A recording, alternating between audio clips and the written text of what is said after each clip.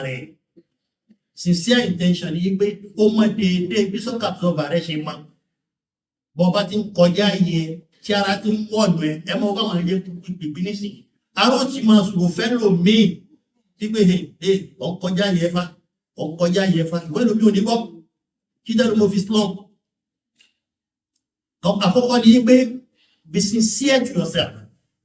Mọ bí capability ẹ bó ṣe tó àti bó ṣe mọ kó o tó kó rẹ sínú àdánwò worries and stress. Ẹlẹ́ẹ̀kejì, Islam ní ṣe sùúrù gbogbo tó lè fẹ́ fún ẹ ní stress. Kọ́kọ́ bíi pé ṣé o nídìí ẹ̀ ṣá torí pé àdá àtẹkẹrẹ òṣè àwọn òwúwàká ìlú náà nǹkan mi ń bẹ tó ń fún rẹ ní stress lé lórí ó nídìí ẹ̀ torí orí rẹ ti súnmọ́ already. Wọ́n lọ kàn ńlá gidi wọ́n lọ bọ́lọ̀ ńlá gidi. Ẹlẹ́ẹ̀kẹta ni pé be prayerful. Kó à nílò ní ti stress tó bá jẹ́ pé tó bá ti súnmọ́ lọ́hùn torí pé n tó ń fún rẹ ní stress lé lórí yẹn. Ewé kan ò ní jábọ́ ilá bí ìsìnkí rọ̀bì. Àyàfi tí Ọlọ́run bá nímọ̀ sí. Tó bá wá jẹ́ni tí ń bẹ lọ́hùn dáadáa, tí ń ṣàdúrà dáadáa pé subhana ma yarani wa yasma'u kalami wa ya'rifu makani wa yarzuquni wa la yansani. Tí wọ́n náà sọ fọ́nà pé subhana ma yarani Ọlọ́run wọ́n wulẹ̀ kádàwó wọ́rí àdúrẹ́sì bá mi kó rí mi. Wa ya'rifu makani mo ṣọ́ra ń ṣẹ̀mí nínú ibi tí ń gbé ìwọ̀n máa wọ́yẹ̀ tó kú ní wọ́dẹ̀ àyẹ̀zà àti jẹ́ àti mú mi ò sí lọ́dọ̀ ẹnìkan bí sọ́dọ̀ Ọlọ́run bẹ́yàn fún mi náà Ọlọ́run fẹ́ kó fún mi ló fi fún mi látara kíni látara àdúà.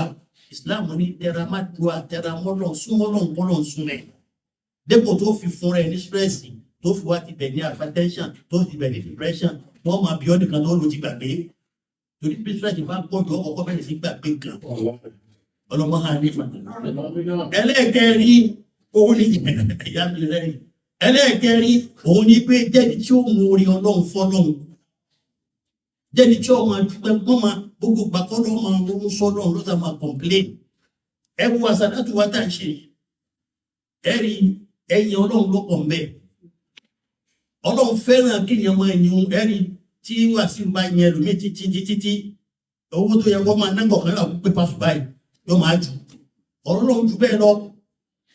Bọ́ ọ bá yin Ọlọ́run tó yin Ọlọ́run àáfàá kan sọ fún mi ó ní bẹ́ẹ̀ bá yin Ọlọ́run dé stage kan tọ́lọ́run bá lóhùn ní ṣe yóò sì ṣe ẹ bá gbọ́ Ọlọ́run tóbi. Lọ́jọ́ sí pé àsàlátù wa yìí bó ṣe wà yìí àtiwé kìíní àtiwé kejì ń ti ń bẹ nínú ẹ̀mí ló ṣe pàtàkì. Àwọn orúkọ Ọlọ́run tó wà nínú ẹ̀ ló ṣe pàtàkì tá a fi ń bẹ Ọlọ́run yẹn òun ní pàtàkì. Ṣẹ́ni gbogbo èmi ní tẹ̀yìn ẹ̀yìn tó gbọ́dọ̀ ti jẹ́ òní fáyidà. Orúkọ Ọlọ́run tá a fi ń bẹ Ọlọ́run lájọ́ tá a ti bẹ̀rẹ̀ tí wọ́n àtẹ̀mí òòrùn tó bẹ̀ kó sọ Ọlọ́run ṣe orí fún ẹ̀. Òun ní pàtàkì súnmọ́ ẹ̀ ká súnmọ́ náà ká sì jẹ́ni tí ọmọ fífẹ́ fọ́lọ́run gbogbo wa ká má sì jẹ́ kódà lórí ọmọ tí ọmọ kan ò bá ti ṣe bá a ti fẹ́ àdúrà wo ti tó ni tó máa bẹ lọ́wọ́ tọ́rọ́ lọ́hùn òun ló dá ọkàn gbọ́dọ̀ tiẹ̀ wá ní ìrìn àjò ẹ̀ ò sí lọ́wọ́ ẹ̀ ọ̀dọ̀ Ọlọ́run ló wà. Ìwọ kan máa sọ fọ́lọ́run pé máa wò mí níran máa wò mí níran ọba mi yà láwọn ọba máa wò mí níran. Àwọn bàbá jọ̀hún ìyá jọ̀hún tán bá lọ́mọ tó le wákàtí wọn máa dá ní kọ̀ọ̀kan ó ní Ọlọ́run tètè lórí sùnmọ́nù yìí máa wò mí níran máa wò mí níran ọba mi yà láwọn ọba máa wò mí. Tó ti ṣe fọ́lọ́run yẹn wọ́n ti kọ́ fún ẹ. Wàláhì wọ́n ti kọ́ fún ẹ bó bá wù ẹ́ ṣe ó bá wù ẹ́ má ṣe wọ́n ti kọ́ fún ẹ ọ̀rẹ́dì ó sì ti wà nínú tí wọ́n gbọ́dọ̀ yọ nínú ní bẹ́ẹ̀ lọ́rùn rẹ̀ tó bá ní kí ọ̀gbẹ́ ìyá nìkẹ́ àmọ́ òbí ẹ̀. Àwọn ọmọ èwo la fẹ́ ṣe èwo ni wọ́n náà fẹ́ ṣàmójúkúrò tọ́lọ́wọ́ fi ṣàmójúkúrò fún ọ náà èwo ló fẹ́ dá sí tọ́lọ́wọ́ fi ní dèédé ibi tó dá sí òde díẹ̀ náà níbi náà dá sí fún ẹ. A gbọ́dọ̀ ojú gbogbo nǹkan lẹ̀ fọ́lọ́run pátá àwọn ẹni Ọlọ́run tí wọ́n pè ní Súfí àwọn àgáàdìbò náà wà bí tí wọ́n pè ní Súfí ní complete submission to the will of Allah. Ní tí ń jẹ́ Súfí nìyẹn ló fi yàtọ̀ sí pàǹsà sàdátù. Onísúfí tí nǹkan bá ní lẹ́sẹ̀ kan náà yóò ní inna lillahi wa inna ilayhi raji'un. Tó bá rí dùnú yóò rí pé dùnú ni. Ẹjọ́ tí ń bá ti rí dùnú wọn ti mọ̀ pé tí ó tẹ̀lé tí ó dẹ̀mí òun ni ó tẹ̀lé yóò ti pìpì àkàlẹ̀ fún. Ní Súfí fi yàtọ̀ sí àǹsà sàdátù.